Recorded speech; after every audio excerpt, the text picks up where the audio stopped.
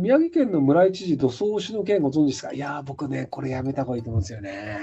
宮城県でいいのかな？インドネシアの人たちが土葬をしたいと言ってるので、土葬を合法にするって話なんですけど、本質的に土葬を OK にすると、使えない土地が増えまくります。要するに、一回墓にしちゃったところは、日本は汚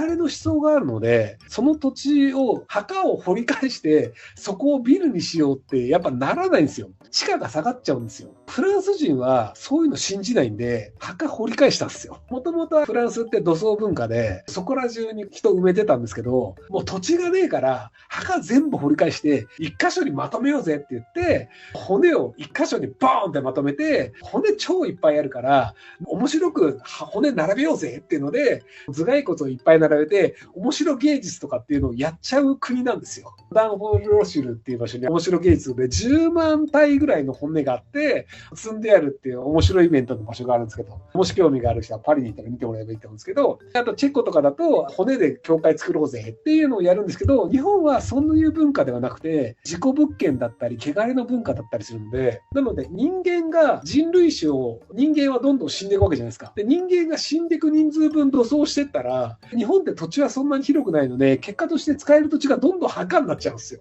なので、土葬というのをやるべきではないよねっていうのが、明治政府が決めたのは、僕はこれ英断だと思うんですよね。明治政府だよね、土葬やめたの。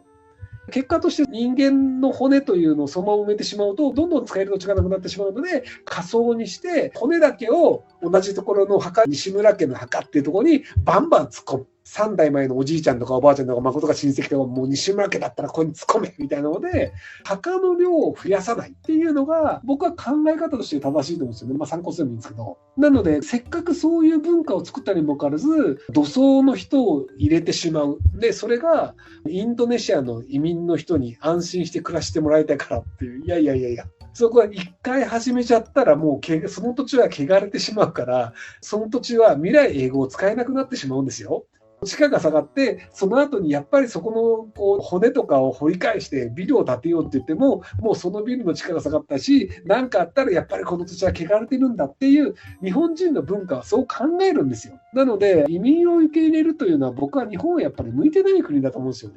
なので、土葬はよろしくないんじゃないかなというふうに思ってます。日本の可処分所得を減らして移民優遇や海外支援の政策が長期的には日本所得につながると思うんですが、今は日本人の待遇を悪くしても経済成長を取るべきだと考えてしまいます。僕、移民優遇があまり日本存続につながると思えてないので、そこの理由を聞きたいんですよね。移民がうまく働くパターンっていうのは、カナダだったり、スウェーデンだったり、フィンランドだったり、人口密度が低くて、人が全然いない土地が大量に余ってる国、アイスランドとかね。その場合であれば、移民を増やした方が経済的にはメリットが強いんですよ。例えば、1キロおきに1軒しか家がありませんっていう風になっちゃうと、たまたま電線切れちゃいましたっていうと、もうその時点で結構済んじゃうんですよ。でもそこが500メートルおきぐらいだと、隣の家までなんとか歩いて行って助かったりとか、ある程度それなりに人口分布があった方が、その土地が人間が活用することが可能になるんですよね。でも10キロに1軒しかありませんとか、1キロに1軒がありませんとかになると、もうその土地を開発するだけの労働力もないし、そこにお金を突っ込むこともできないので、経済的には使えない土地になっちゃうんですよ。なので、人口密度が低い国においては、移民を増やして開発をするというのは意味があるんですけど、日本とか先進国のほとんどのところが人口密度それなりに高いので、移民を入れたことによって、どちらかというと経済的な問題だったりとか、政情不安だったりとか、治安が悪くなるというので、アメリカもヨーロッパも揉めてるんですよね。シリアの方から難民の人たちがいっぱい来ましたっていうので、ヨーロッパではずっと難民の押し付け合いをしていたりとか、アメリカの方だとメキシコからいっぱい移民が来ますっていうので、いかに壁を作ってそれをせき止めるかみたいなのをトランプ大統領がやってたりっていうのがあったりするので、基本的には先進国というのは移民が入るとトラブルの方が増えるという状況になっています。フィンランドとかスウェーデンとかが先進国だというのであれば、そこは多分増やしてもいいなんだけど、確かフィンランドかスウェーデンどっちかも移民政策は失敗だったよねっていう世論が増えてる気がするんですよね。移民を入れてみたものの言葉をそんなに喋らないので、結果としてその犯罪的なことをやる人が増えてしまってうまく回らんよねっていうのもあったりするので、移民優遇ってうまくいった例でいくとシンガポールの例があって、確かシンガポールって、東大、京大とかの国公立の10校ぐらいだと大卒として認められるんですけど、それ以外の中央大学みたいなところだと大卒として認められないので、デスクワークの資格を取るときにビザを出すのが結構難しくなるんですよね。で確か年収1000万円以上払わないんだったらビザをまず出さないっていうのがあったりするんですよ。なので日本の場合だと肉体労働で年収300万円の人とかでも移民使いますってなるんですけど、シンガポールの場合は優秀な人にお金を払ってきてもらうんだったらありなので、年収1000万円以上払っても呼びたいという会社があるんだったら呼んでもいいけど、そうじゃなくて単純な肉体労働とかで人を呼びたいんだったらダメですよっていう形のある種の移民優遇。優秀な人だったら優遇されるんですけど、優秀じゃない人は冷遇されるっていう。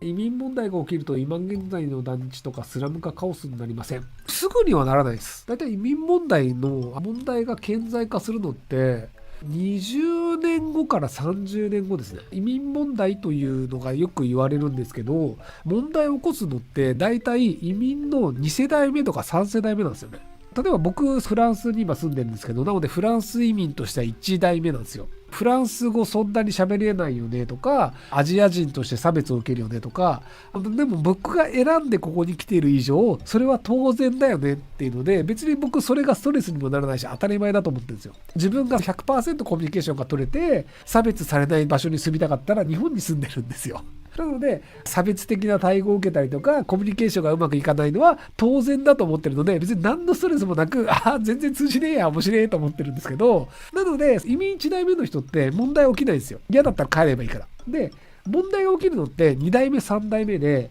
じゃあ子供のうちとかって子供時代の問題っていろいろあるよねっていうので、問題があったとしてもトラブルを起こす能力がないんですよ。2代目の子供が20代以上とかになって就職しようとするときに、あれ俺差別されてねみたいなのが気づくんですよ。うまくいく場合もあるしうまくいかない場合もあるしってなるんで、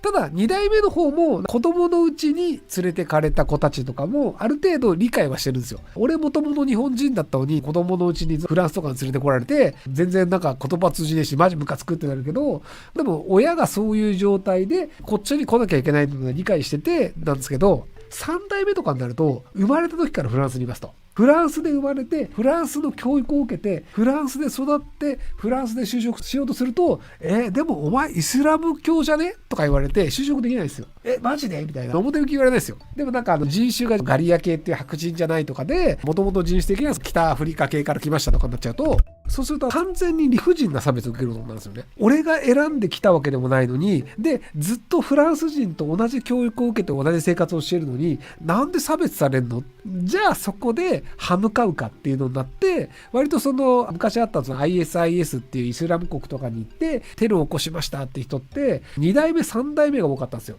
なので1代目の移民が問題を起こすことって実はほぼないんですよね。なので移民問題っていうのが日本でそんなに今移民がそこまでは多くないんですけど、で多分問題が起きてくるとすると2代目3代目ができた時なんですよ。で今の技術実習生って呼ばれてる人たちって基本的に永住権がなくて5年以内に自分の国に帰ってくださいっていう労働ビザなんですよね。ベトナムの人たちっていうのがだいたい日本円で言うと150万円ぐらい借金をして日本に来て働いて、でそこで5年ぐらいしたら帰れなくなったけど150万円の借金払えないから何とかしなきゃいけないっていうので違法なことをしたりする人っていうのもいたりするんですけど、それはそれ置いといて、とはいえ帰っちゃうからどうでもいいですけど、で最近そのやろうとしているのが技術実習生に永住権をあげようっていうのをやっていて、で永住権をあげた場合にじゃあベトナムから来ました、でも仕事はありません、でもなんとかしますと。で1代目は何とかしたとして、なんで借金してくるんだよ。借金しても日本に行って稼いでそれなりにお金を返すっていうのができた世代がいるんです。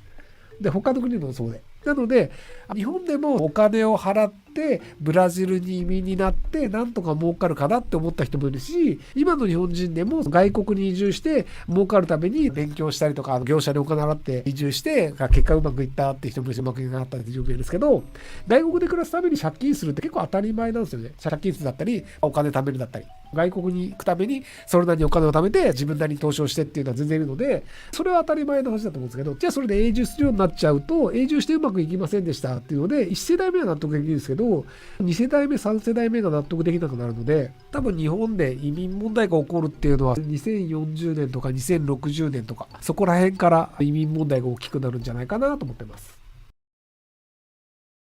ご視聴ありがとうございます。今回の動画はこちらからの切り抜きになります。